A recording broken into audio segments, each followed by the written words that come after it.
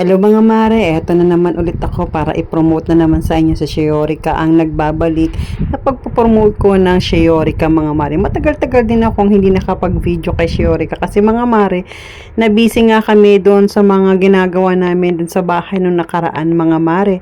Na halos talagang wala ng pahinga mga mare, nasa isang buwan din yun mga mare at bilad na bilad ako mga mare. Kaya talaga nagkaroon ako ng breakout sa aking mukha mga mare. At kung nakapanood kayo ng video ang in-upload ko mga mare na kumakain ako ng ice cream mga mare, ay Diyos ko grabe, dun yung nakikita at makikita talaga mga mare yung kung ano ang nangyari sa aking mukha na talagang as in nagkaroon ng breakout. Talagang natadtad na naman ako mga mare ng tagiyawat. At alam nyo ba mga mare, ilang araw pa lang ulit ako bumalik sa paggamit ng Shiorika kasi bago pa lang ako dito mga mare sa trabaho. So syempre nakikiramdam pa ako, nakafocus muna ako kung ano ang dapat kong gawin sa trabaho ko.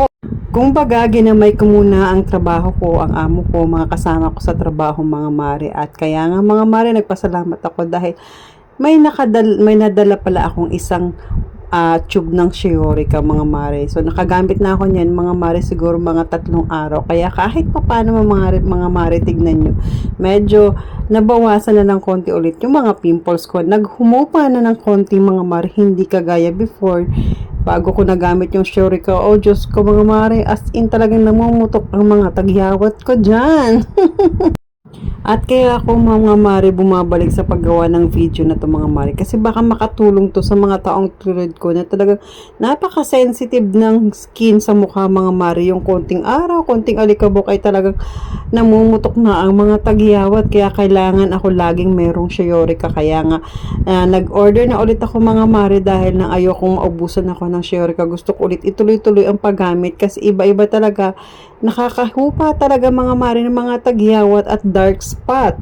At alam nyo ba mga mare, napakadali lang gamitin ito kahit maghilamos ka o kung hindi ka naman makapaghilamos mga mare, kahit mag-wipes ka lang, gamitin mo lang ng wipes yung mukha mo para medyo mabasa naman ng konti. Tapos saka mo lalagyan ng Shiorika, ay mabisang mabisa siya mga mare. Talagang tanggal lahat ng dead skin mo, lahat ng alikabok sa mukha mo na nagkakos ng irritation ng mukha natin. Kaya tayo nagkakaroon ng mga tagyawat mga mare. At pagkatapos pupunasan ko lang yan mga mare ng tissue. Aalisin ko lang yung mga natanggal na dry skin at alikabok. Pagkatapos, pupunasan ko ulit siya ng wet tissue mga mare. Pasensya na kahit Bisaya.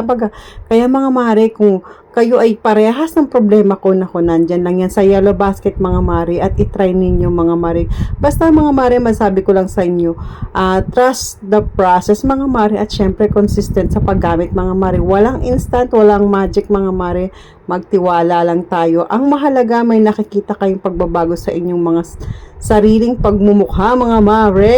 O kaya ano pang iniintay nyo mga mare, mag-check out na kayo habang naka-sale pa kasi buy one take two yan mga mare. Sa ngayon lang yan, hindi natin malalaman kung hindi natin masusubukan, depende po sa inyong maaabutan. Kaya ano pang iniintay nyo, check out na mga mare. Ilalagay ko na yan sa Yellow Basket, nandyan lang yan mga mare, i-click nyo lang.